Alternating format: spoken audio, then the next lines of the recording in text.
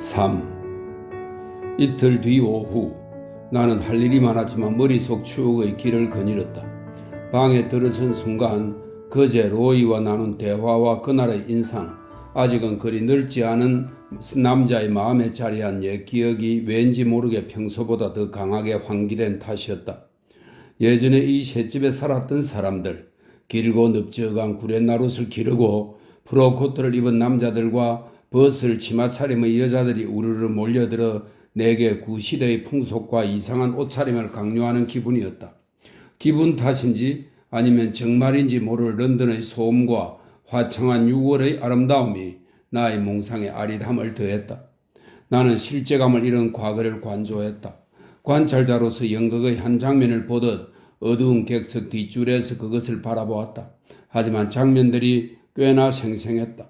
실제 삶은 끊임없는 인상들의 연속 때문에 윤곽이 허물어져 흐릿하지만 그것들은 빅토리아 중기의 화가가 그린 유화로 그려낸 풍경화처럼 선명하고 또렷했다. 삶은 40년 전에 비해 더 즐거워졌고 사람들도 더 쾌활해진 것 같다. 옛날이 더 훌륭하다고, 더 방대한 지식을 가졌으므로 확고한 도덕관을 지녔을 것이라고 하는데 나는 잘 모르겠다. 내가 알기로 그때 사람들은 쉽게 화를 냈고 너무 많이 먹었다. 많은 이들이 과음을 하고 운동은 거의 하지 않았다. 간이 고장나고 소화기관은 자주 망가졌다. 그들은 성미가 불같았다. 런던 이야기를 하는 것이 아니다. 나는 성인이 될 때까지 런던에 대해 아무것도 몰랐다. 사냥을 하고 사격을 하는 화려한 사람들이 아니라 시골에 사는 소박한 사람들, 적은 재산을 보유한 신사들, 성직자들, 은퇴한 공무원들 같은 지역사회를 구성하는 사람들을 말하는 것이다. 그들이 영유하는 삶의 단조로움은 상상을 초월했다. 골프장은 전혀 없었고 관리가 부실한 테니스장이 몇몇 집에 있었지만 아주 젊은 사람들만 테니스를 쳤다. 1년에 한 번 마을회관에서 무도회가 열렸다. 마차가 있는 사람들은 오후에 드라이브를 나갔고 마차가 없는 사람들은 건강을 위한 산책을 했다. 기상천외한 놀이는 기대하지 않았고 소소하게 즐기는 자리를 번갈아 가끔씩 제공하는 것으로 스스로 유흥을 만들어 즐겼다. 하루하루가 아주 길고 지루했다. 반경 1-2km 내에 모여 살도록 운명지어진 사람들이 서로 심하게 싸우고 나면 날마다 읍내에서 마주치면서도 20년씩 관계를 끊은 채 살아갔다. 허영심 많고 고집이 센 데다 별난 사람들이었다. 괴짜가 나올 수밖에 없는 삶이었다. 이들은 요즘 사람들과 달리 서로 비슷하지 않았고 저마다 가진 독특한 개성으로 나름 유명인사였지만 더불어 살기에 쉬운 사람들은 아니었다. 지금의 우리는 경박하고 부주의하다고 할 수 있지만 구시대적 의욕이 없이 서로를 인정한다. 태도가 거칠고 적극적이긴 해도 친절하다. 주고받는데 더 적극적이고 그리 괴팍하지도 않다. 나는 켄트주에 위치한 바닷가 소도시 외곽에서 숙부 내외와 함께 살았다. 블랙스터벌이라 불리는 곳이었고 내 숙부는 교구 목사였다. 숙모는 독일인이었는데 신분이 대단히 높았지만 가난한 집안 출신이어서 결혼할 때 가져온 것이 17세기 조상 중 한 분이 제작한 쪽매 붙임 책상 하나와 컵 세트뿐이었다. 내가 그 집에 살 때는 컵들이 몇 개 남아있지 않아 응접실에서 장식품으로 쓰이고 있었다. 나는 전체적으로 웅장한 문장이 새겨진 그 컵들을 좋아했다. 컵에는 숙모가 점잖게 설명해준 결합 문장이 무수히 많았는데 문장을 바치는 동물들이 정교하고 왕관에서 솟아난 투구는 굉장히 낭만적이었다. 숙모는 소박한 노부인으로 온화한 기독교인의 성향을 지녔지만 봉급 외에 부수입이 거의 없는 평범한 목사와 결혼한 지 30년이 넘은 처지에도 자신의 고귀한 태생을 결코 잊지 않았다. 한 번은 오늘날 금융계에서 이름이 널리 알려진 런던의 부유한 은행가가 이웃집을 빌려 여름 휴가를 보낸 적이 있었다. 숙부는 그를 찾아갔지만 숙모는 그가 장사꾼이라는 이유로 방문하지 않았다. 아무도 숙모를 거만하다고 생각하지 않았다. 지극히 당연한 처사라고 생각했다. 그 은행가에게는 내 또래의 사내 아이가 있었는데 자세한 경위는 기억나지 않지만 나는 그 아이와 친해지게 되었다. 내가 그 아이를 목사관에 데려와도 되느냐고 물었을 때 이어졌던 대화가 아직도 기억난다. 망설임 끝에 허락이 떨어졌지만 그 아이 집에는 가지 말라는 금지령이 내려졌다. 숙모는 나들어 다음에는 석탄 상인의 집에 가겠다고 하겠구나 했고 숙부는 이렇게 말했다. 나쁜 은사는 행실을 망친단다. 그 은행가는 일요일 아침마다 교회에 꼬박꼬박 나와 매번 헌금 접시에 10실링짜리 금화를 냈는데 만약 후한 헌금으로 인심을 얻어볼 요량이었다면 큰 오산이었다. 블랙스트블 전체가 그것을 돈자랑이라고 생각하고 있었으니 말이다. 블랙스트블에는 바다로 이어지는 길고 굽이진 길을 따라 작은 2층 집들이 늘어서 있었다. 대부분 일반 주택이었지만 상점도 상당히 많았다. 이 길에서 뻗어나간 여러 개의 짧은 길들은 최근에 만들어진 것들로 한쪽 끝은 시골 쪽에서 끝나고 다른 끝은 늪지대에서 끝났다. 항구 주변에는 비좁고 구불구불한 골목길이 복잡하게 얽혀 있었다. 석탄선이 뉴캐슬에서 블랙스트블로 석탄을 실어왔고 항구는 생동감이 넘쳤다. 나는 혼자 외출할 만한 나이가 되었을 때 몇 시간씩 그 주변을 돌아다니면서 저지 셔츠 차림의 거칠고 지저분한 사내들을 바라보고 석탄 하역 작업을 구경했다. 내가 에드워드 드리필드를 처음 만난 곳은 여기 블랙스트블이었다. 당시 나는 15살이었고 멀리서 학교를 다니다가 여름 방학을 맞아 돌아와 있었다. 집에 돌아온 이튿날 아침에 수건 하나와 수영복을 들고 바닷가로 내려갔다. 하늘에 구름 한 점 없고 공기는 뜨겁게 맑았지만 북해의 톡 쏘는 내음이 실려 있어 그저 살아서 숨만 쉬어도 즐거웠다. 블랙스트블 토박이들은 겨울철이면 매서운 동풍을 되도록 피하려고 몸을 장떡 엉성거리고 걸음을 재촉하며 텅 빈 거리를 걸어가는데 지금은 어슬렁어슬렁 돌아다녔다. 듀크 오브 켄트와 베어 앤드 키 사이의 작은 공터에 사람들이 여러 무리로 나뉘어 서 있었다. 동남부 지방 사람들의 말소리가 웅성웅성 들려왔다. 조금 길게 끄는 말투에 거친 억양이 섞여 있었지만 내게는 귀에 익은 소리라 느긋하고 매력적으로 들렸다. 그들은 건강한 혈색의 파란 눈과 도드라진 광대뼈를 가지고 있었고 머리색은 연한 빛깔이었다. 표정은 깨끗하고 정직하고 순박했다. 지금 생각해보면 그리 똑똑하지 않지만 속임수를 모르는 사람들이었다. 건강해 보였고 키는 크지 않아도 대부분 강인하고 활달했다. 그 시절 블랙스트블에는 자동차가 별로 없어서 길가에 모여서서 이야기를 나누는 사람들이 의사 양반의 마차나 빵집 마차가 오면 모를까 여간에서는 길을 비키지 않아도 되었다. 나는 은행 앞을 지나다가 숙부의 교구위원인 점장에게 인사를 은행에 들렀고 밖으로 나왔을 때 숙부의 교회 부목사와 만났다. 부목사는 걸음을 멈추고 나와 악수했다. 그는 내가 모르는 사람과 같이 걸어가던 중이었는데 나를 그 사람에게 소개하지 않았다. 낯선 사람은 몸집이 작고 턱수염을 기른 남자였고 몸에 딱 붙는 연갈색 니크보커스 정장과 긴 남색 양말, 검은 부처, 중산 모자를 갖춘 차림새가 조금 화려해 보였다. 니크보커스는 당시 적어도 블랙스트블에서는 흔하지 않았다. 아직 어리고 학교에서 갓 돌아온 나는 그 남자를 남봉꾼이라고 단정해버렸다. 하지만 내가 부목사와 이야기를 나누는 동안 남자는 미소 띤 연푸르색 눈으로 나를 다정하게 바라보았다. 나는 그가 대화에 끼일 것 같아서 짐짓 거들먹대는 태도를 취했다. 사냥터지기처럼 니크보커스를 입은 사람과는 말을 섞고 싶지 않았다. 그의 온화한 표정에서 풍기는 친숙한 느낌도 마음에 들지 않았다. 나는 하얀 플란넬 바지와 가슴 주머니에 학교 문장이 박힌 푸른색 재킷, 챙이 아주 넓은 단색의 밀짚 모자로 흠잡을 데 없는 차림새였다. 부목사는 그만 가봐야 한다면서 이따가 오후에 목사관으로 올라갈 테니 숙부에게 전해달라고 했다. 헤어질 때 낯선 남자가 고개를 끄덕이며 미소를 지었지만 나는 차가운 눈으로 그를 가만 쳐다보았다. 그를 여름철 여행객으로 생각했던 것이다. 우리 블랙스트블 사람들은 여름철 여행객과 어울리지 않았다. 우리는 런던 사람들을 저속하다고 생각했다. 해마다 도시에서 어중이 떠중이와 댄디들이 죄다 내려오는 것이 끔찍하다고 우리끼리 말하곤 했는데 물론 상인들에게는 좋은 일이었다. 그렇지만 9월이 지나고 블랙스트블이 평소의 평온 속으로 다시 침잠하게 되면 상인들도 안도의 한숨을 내쉬었다. 점심을 먹으려고 들마른 머리카락을 쭉 늘어뜨린 꼴로 집에 돌아갔을 때 나는 부목사를 만났다고 그가 오후에 집에 들릴 거라고 말했다. 간밤에 세프드 할머니가 돌아가셨다. 숙부가 설명했다. 부목사는 이름이 갤러웨이였고 큰 키에 마른 몸, 부스스한 검은 머리와 작고 누르깨한 얼굴이 볼품없는 남자였다. 당시에 꽤나 젊은 나이였겠지만 내 눈에는 중년처럼 보였다. 말이 아주 빠르고 제스처가 많아서 사람들은 그를 이상한 사람이라고 생각했다.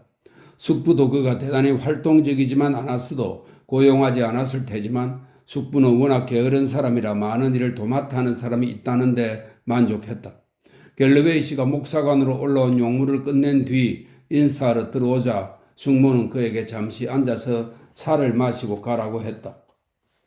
오늘 아침에 같이 있었던 사람 누구예요?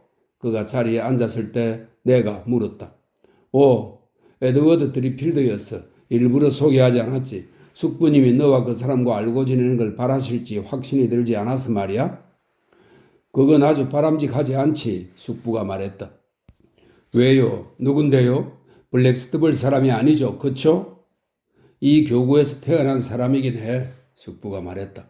그 사람 아버지가 예전에 울프 양의 펑코트를 관리하던 자였어. 하지만 회중교였단다. 이 회중교는 17세기의 영국 국교 성공회에서 이탈한 소수 종파로 여러 차례 박해를 받은 독립교회파라고 합니다. 회중교였단다. 블랙스트블 여자와 결혼했어. 갤러웨이 씨가 말했다. 교구 교회에서 했을걸? 숙모가 말했다. 렐웨이 암스에서 일하던 여급이라는데 사실인가? 그런 일도 할 것 같은 여자이긴 해요.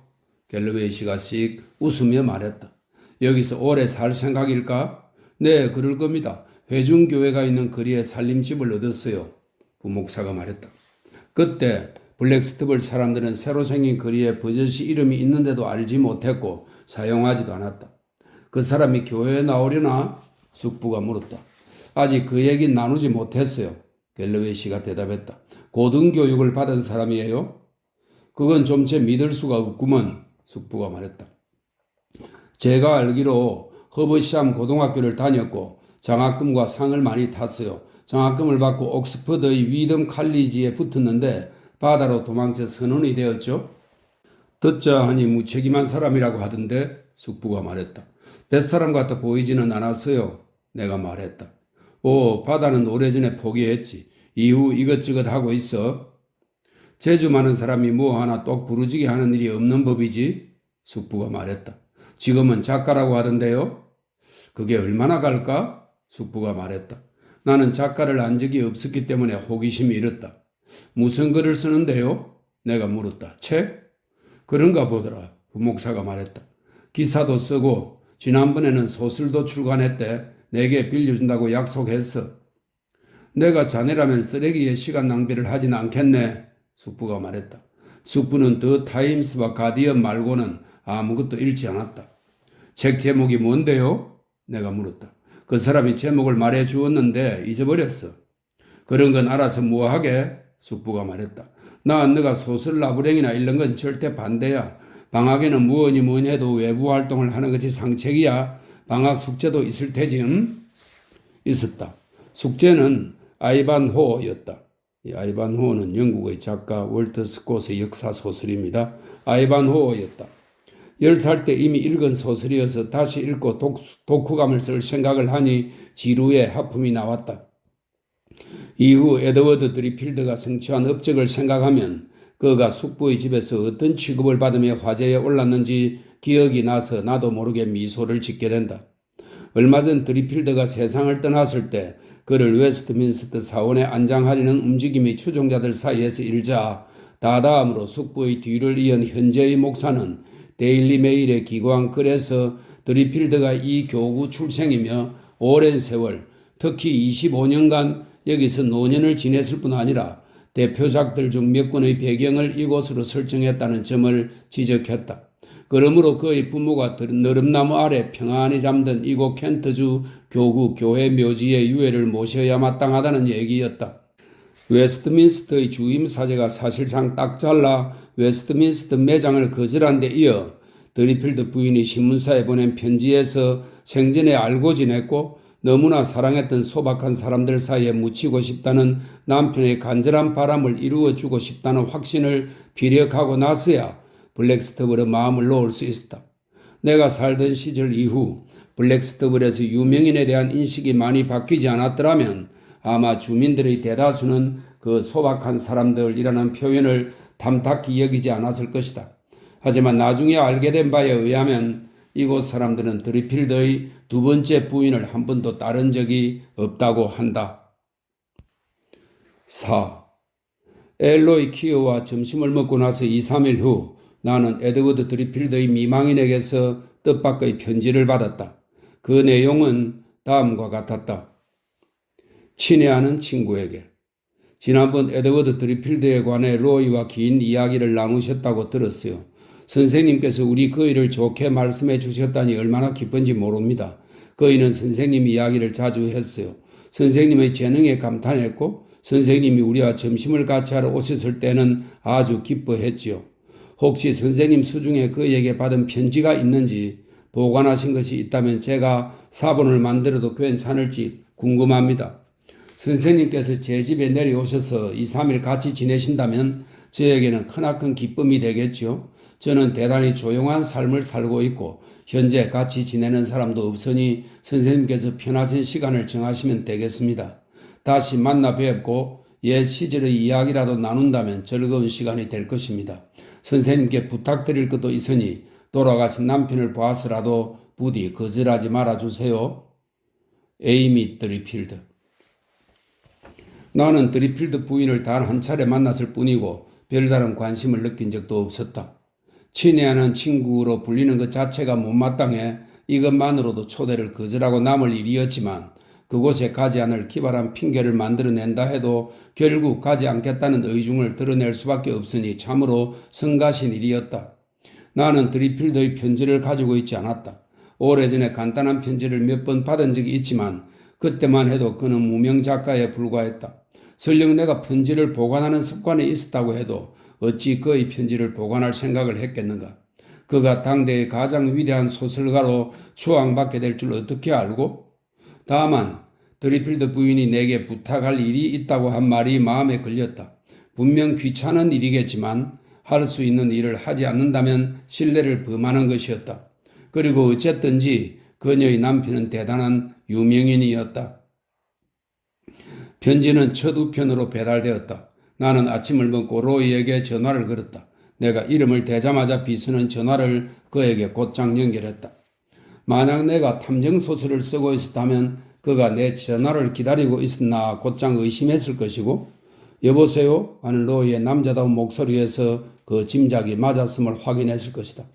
누구도 아무런 이유 없이 이렇게 이른 아침에 이렇게 활기찬 사람은 없었다. 내가 자네를 깨운 게 아닌가 모르겠군. 내가 말했다. 그럴 리가. 그의 건강한 웃음소리가 전화선을 따라 전해졌다. 7시에 일어나 있었네. 공원에서 말도 탔어. 이제 아침을 먹을 참일세. 이리 건너와서 같이 아침 먹지. 자네를 꽤나 아끼네만 로이. 나는 대답했다. 아침을 같이 먹고 싶은 사람은 아니야. 게다가 아침은 이미 먹었네. 그나저나 집에 내려와 머물러 달라는 드리필드 부인의 편지를 방금 받았네. 안 그래도 자네에게 부탁해보겠다고 부인이 말하더군. 둘이 같이 내려가도 좋겠네. 그 집에 괜찮은 잔디 코트가 있고 부인도 테니스를 꽤 친다네. 자네 마음에 들 거야? 그분이 내게 볼 일이 있을까? 아, 그건 당사자가 직접 말하고 싶을 거야. 로이의 목소리에서 아내의 임신을 고대하는 남편에게 써먹을 법한 상냥함이 묻어났다. 나한테는 어림없는 수작이었다. 집어치우게 로이. 나는 말했다. 산전수전 다 겪은 나한테 그런 뭉치는 소리 하지 말라고 그냥 실토해. 전화기 저편에서 잠시 침묵이 흘렀다. 로이가 내 표현을 못마땅히 하고 있다는 느낌이 들었다. 오늘 아침에 바쁜가? 그가 느닷없이 물었다. 내가 그쪽으로 가지. 좋아, 오게. 1시까지는 집에 있을 테니까. 나는 수화기를 내려놓고 파이프 담배에 다시 불을 붙였다. 그리고 드리필드 부인의 편지를 다시 읽어보았다. 나는 드리필드 부인이 거론한 그 오찬을 생생히 기억하고 있었다. 당시 나는 캔베리로부터 멀지 않은 호드마시 부인 댁에서 주말을 낀 긴 휴가를 보내게 되었다. 호도마시 부인은 사냥을 좋아하고 똑똑하지는 않지만 행동거지가 훌륭한 준 남작의 현명하고 아름다운 미국인 아내였다. 그녀는 가정생활의 무료함을 달래리는 것인지 예술과 관련된 인사들을 접대하는 습관이 있었다. 그녀의 파티는 다양한 사람들이 모인 활기찬 자리였다. 귀족과 신사계층 사람들은 신기해하면서도 거북한 마음으로 화가들과 작가들, 배우들과 섞여 어울렸다. 호도마시 부인은 초대한 작가들의 책을 읽은 적이 없었고 화가들의 그림 또한 본 적 없었지만 그들과 어울리는 것을 즐겼고 그 과정에서 예술계의 사정에 밝아지는 것을 좋아했다. 그러던 중 그 자리에서 부인의 가장 유명한 이웃 에드워드 드리필드가 잠시 화제에 올랐고 내가 한때 그와 잘 아는 사이였다고 말하자 부인은 많은 손님들이 런던으로 돌아가는 월요일에 그분 댁을 방문해 점심을 같이 하자고 제안했다. 나는 난색을 표했다. 드리필드를 만난 것이 35년도 더 지난 일이라 그가 나를 기억할 리 만무했고 기억한다 해도 즐거운 기억은 아닐 거라는 생각이 들었기 때문이다.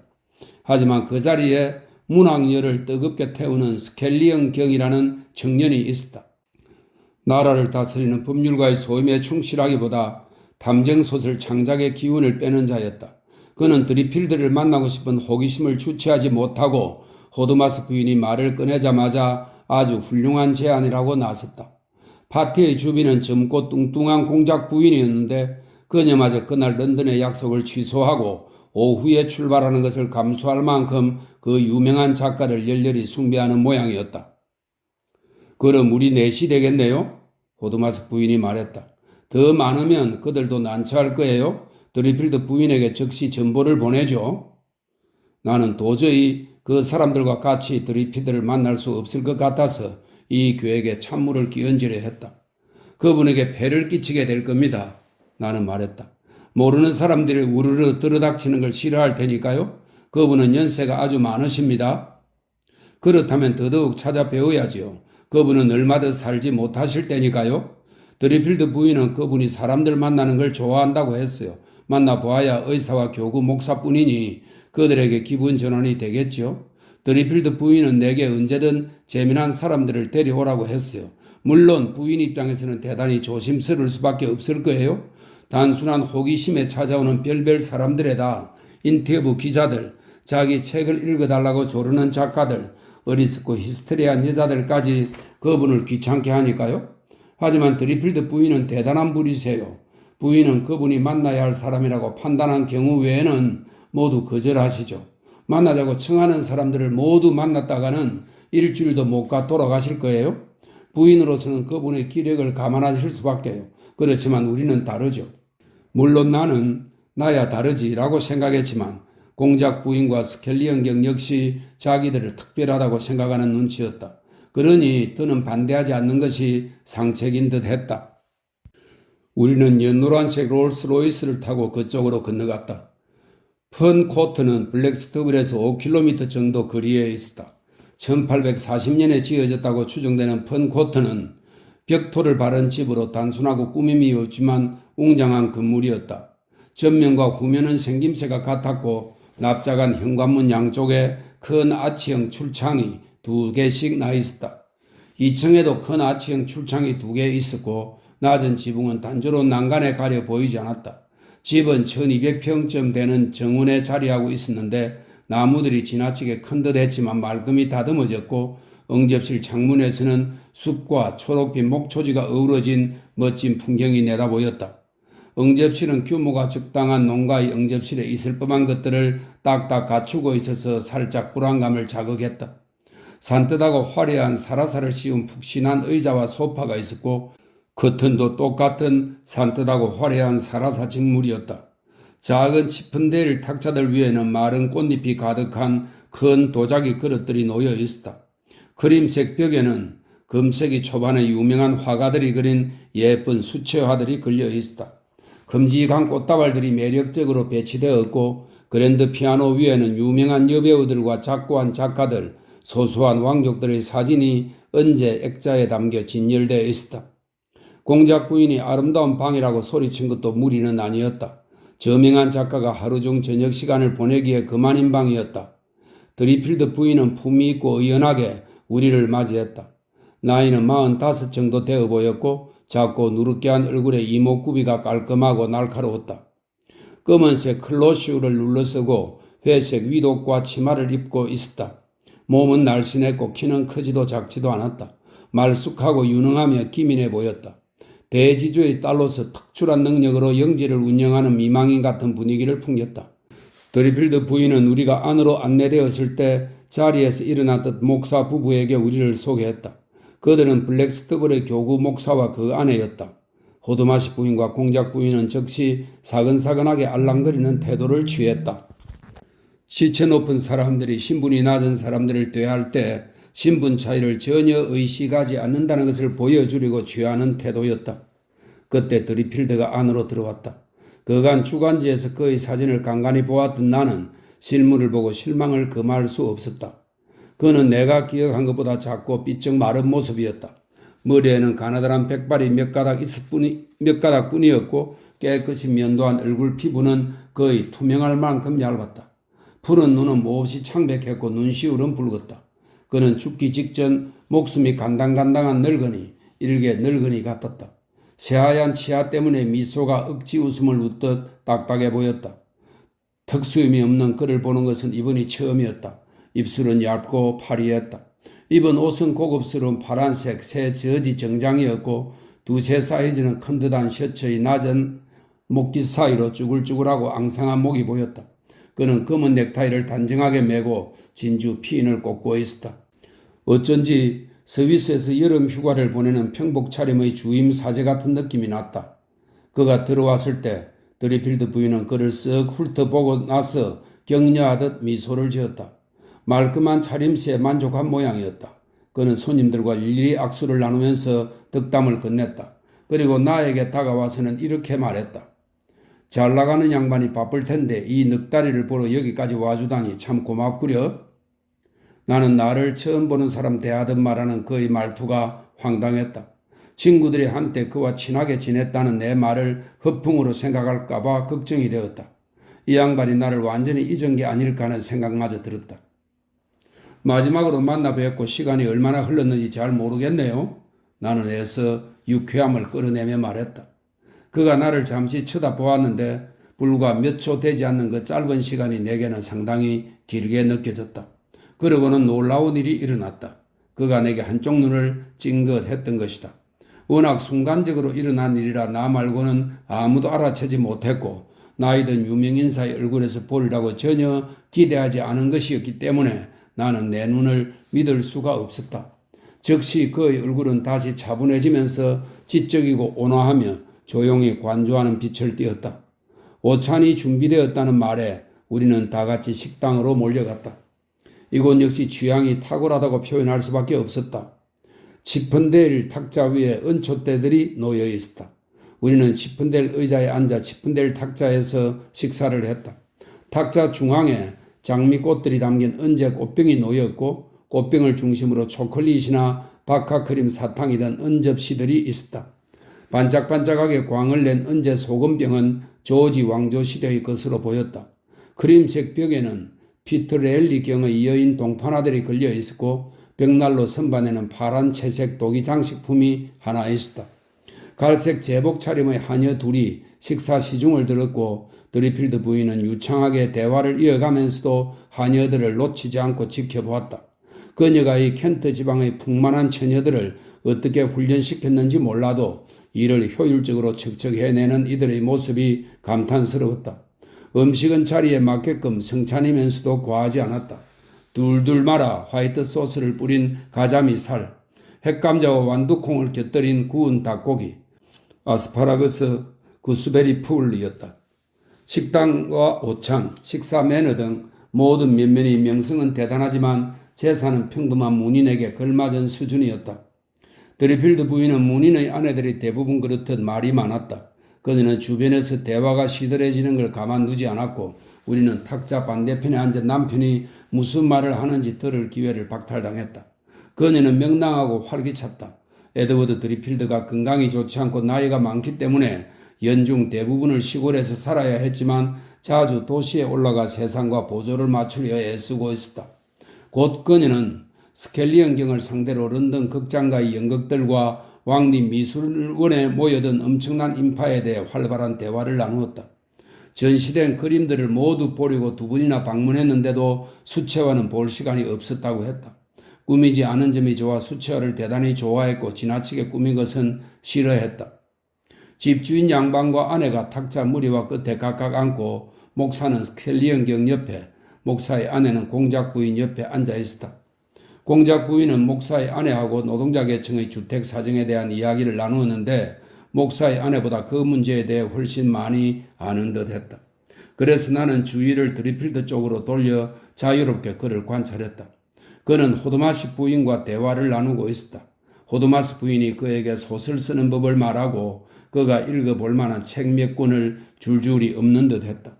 그는 관심이 있는 것처럼 정중하게 귀를 기울이다가 때때로 한마디씩 말을 건넸지만 목소리가 너무 작아서 내게는 들리지 않았다. 그녀가 농담을 던지면 크크 웃고는 그녀를 흘끔거렸는데 그 눈빛은 이 여자가 못 말리는 바보는 아니로군 하고 말하는 듯 했다. 나는 옛 일이 기억나 그가 무슨 생각을 하고 있을까 자문해 보았다. 이 신분이 높은 사람들, 매사 일처리가 유능하고 신중하며 옷차림이 깔끔한 아내, 그가 살아가는 우아한 환경을 어떻게 생각하고 있을까? 모험을 감행한 젊은 시절을 후회하고 있을까? 지금 이 시간을 즐기고 있을까? 아니면 못 견디게 지루한데 예의상 즐거운 척 체면을 차리는 걸까? 내 시선을 느꼈는지 눈을 들었다. 그의 시선은 생각에 잠긴 눈빛, 온화하면서도 묘하게 분석하는 듯한 눈빛을 담고 잠시 내게 머물렀다. 벼랑간 그가 내게 한쪽 눈을 찡긋했다. 이번에는 의심의 여지가 없었다. 시든 노인의 얼굴이 시도한 발랄한 제스처는 놀라움을 넘어서 민망함을 유발했고 나는 무엇을 어떻게 해야 할지 알지 못했다. 내 입가에 어정쩡한 미소가 떠올랐다.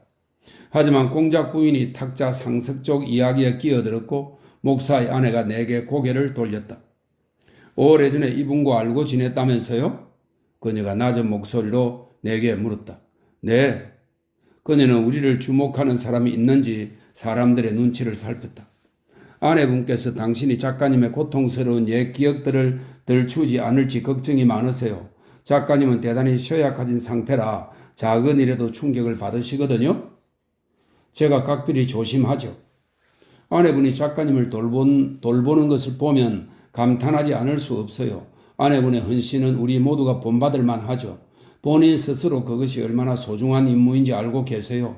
이분의 이타심은 말로 다 못할 정도예요. 그녀는 목소리를 조금 더 낮추었다. 물론 작가님은 아주 연로하시고 나이 드신 분들은 가끔 속을 썩이기 마련인데 나는 아내분이 인내심을 잃는 것을 한 번도 본 적이 없어요. 아내분도 나름의 방식으로 작가님만큼 훌륭한 분이세요. 대꾸하기 어려운 종류의 대화였지만 나는 무슨 말이든 해야 할 것 같았다. 전체적으로 작가님은 상당히 건강해 보이는데요. 내가 중얼거렸다. 그게 다 아내분 덕분이죠. 우리는 점심 식사를 마치고 응접실로 돌아갔다. 다 같이 2, 3분쯤 서 있었을 때 에드워드 드리필드가 내게 다가왔다. 나는 목사와 이야기를 나누다가 딱히 할 말이 없어서 아름다운 풍경을 언급하던 참이었다. 나는 집주인을 향해 말했다. 저 아래 줄줄이 늘어선 작은 오두막들이 얼마나 그림 같은지 이야기하던 중입니다. 바로 여기요. 드리필드는 윤곽선만 보이는 흐름한 오두막들을 쳐다보았고 그의 입술에 아이러니한 미소가 떠올랐다. 나는 저 집들 중 한 곳에서 태어났소. 얄궂지요? 하지만 드리필드 부인이 경쾌한 걸음으로 우리에게 다가왔다. 그녀의 목소리는 발랄하고 상냥했다. 오, 에드워드, 공작 부인께서 당신 작업실을 구경하고 싶으실 거예요. 이제 곧 떠나셔야 한대요. 정말 아쉽지만 득캔베리에서 3시 18분 기차를 타야 한답니다. 공작 부인이 말했다. 우리는 드리필드의 작업실 안으로 우르르 들어갔다. 집 반대편에 위치한 큰 방이었는데 식당에서 보이는 풍경이 여기서도 보였고 출창 하나가 더 나 있었다. 글을 쓰는 남편을 위한 헌신적인 아내의 정성이 느껴지는 방이었다. 대단히 깔끔했고 큰 꽃병들은 여성스러운 분위기를 더했다. 이게 우리 거의가 후기 작품들을 썼던 책상이에요. 드리필드 부인은 책상에 엎어진 채 펼쳐져 있던 책을 접으면서 말했다. 고급한 전집 3권의 권두 사파에 실렸죠. 고가구예요. 우리는 모두 그 책상에 감탄했고 호드마시 부인은 다른 사람들이 안 본다고 생각하고는 진짜인지 확인하기 위해 손가락으로 책상 가장자리를 쓱 썰면서 만져보았다. 드리필드 부인은 우리를 향해 짧게 환한 미소를 지었다. 그의 원고를 좀 보시겠어요? 그러죠. 공작 부인이 말했다. 그리고 나는 불이 나게 달려가야겠어요? 드리필드 부인은 선반에서 파란색 모로코 가죽으로 묶은 원고 뭉치를 꺼냈다. 다른 사람들이 경건하게 원고를 구경하는 동안 나는 방 안에 절비한 책들을 둘러보았다. 여느 작가들처럼 내 책이 있나 재빨리 훑어보았지만 없는 듯 했다.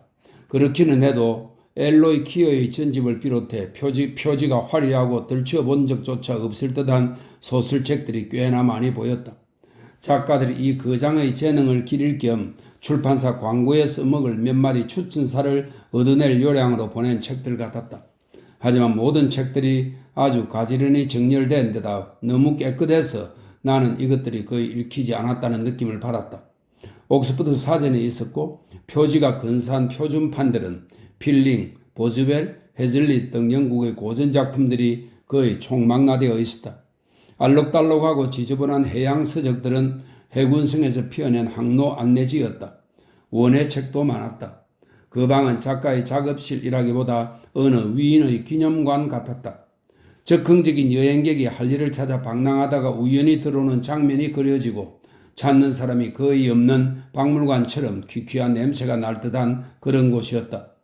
나는 요즘 드리필드가 무언가를 읽는다면 원예사 연대기나 해상관보일 거라고 생각했고 실제로 구석 탁자에 그것들이 한 무더기 쌓여 있었다.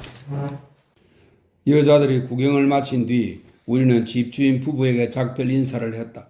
호드마시 부인은 눈치가 빠른 여자였다. 그녀는 내가 오늘 모임에 단초를 제공한 장본인인데도 정작 에드워드 드리필드와 이야기를 거의 나누지 않았다는 생각이 들었는지 문 앞에서 내게 다정한 미소를 짓고는 그에게 말했다. 선생님과 어센던 씨가 예전에 서로 아는 사이였다는 아주 흥미로운 이야기를 들었어요. 그때 어센던 씨는 착한 아이였나요? 드리필드는 특유의 침착하고 아이러니한 시선으로 잠시 나를 쳐다보았다. 그 자리에 다른 사람이 없었다면 내게 혀를 쭉 내밀 듯한 인상이었다. 부끄러움이 많았지요. 그가 대답했다. 내가 자전거 타는 법을 가르쳐 주었어요. 우리는 큰 노란색 롤스로이스에 다시 올라타고 출발했다. 정말 다정한 분이세요. 공작 부인이 말했다. 여기 오기 참 잘한 것 같아요. 예절이 참 바르던데요. 그렇죠? 호드마시 부인이 말했다. 설마 그분이 나이프로 콩을 먹을 거라 기대하신 겁니까? 내가 물었다. 그랬다면 좋았을걸? 스켈리언 경이 말했다. 그랬다면 대단한 구경거리였을 거예요? 그거 진짜 어려워요. 공작 부인이 말했다. 내가 여러 번 시도해 보았는데 나이프를 쓰면 콩이 가만히 있지를 않거든요. 콩은 그냥 찍어 드세요. 스켈리언 경이 말했다. 그건 아니죠. 공작 부인이 받아쳤다. 균형을 잡아 포크 위에 콩을 얹어야 한다고요? 안 그러면 마구 굴러다녀요. 드리필드 부인은 어땠어요? 호드마시 부인이 말했다. 본분에 충실하던데요? 공작 부인이 말했다. 그분은 너무 늙었어요. 가엾게도. 누군가 돌봐줄 사람이 필요해요. 아내분이 병원 간호사였다는 거 알아요? 어머 그래요? 공작 부인이 말했다. 난 그분의 비서였거나 속기사였겠거니 생각했는데요. 꽤 괜찮은 여자예요. 호드마스 부인이 친구를 감싸며 말했다. 그렇더라고요. 그분이 20년 전에 중병을 앓으셨는데 그때 그분의 간호사였어요. 그분이 회복된 후 결혼했고요. 남자들이란 참 이상하죠. 한참 어린 여자인데 말이에요. 아내분 나이가 기껏해야 얼마나 됐을까? 40 아니면 45? 아니요, 그럴 리가요. 47은 됐을걸요? 그분에게 아주 잘해주는 모양이에요. 말하자면 그분을 남 앞에 나설만하게 만든다는 거예요. 엘로이 키어가 그러는데 그분은 예전에 보헤미안이나 다름없었대요. 작가의 아내들은 대체로 끔찍하잖아요. 아내들이 동서가면 정말 따분해요. 안 그래요? 말해 뭐예요? 정작 본인은 왜 그걸 모르는지 원? 딱한 여자들. 종종 그 여자들은 자기가 사람들한테 인기가 있다고 생각하는데 큰 착각이죠. 나는 중얼거렸다. 우리는 득캔베리에 도착해 공작 부인을 기차역에 내려주고 계속 달렸다.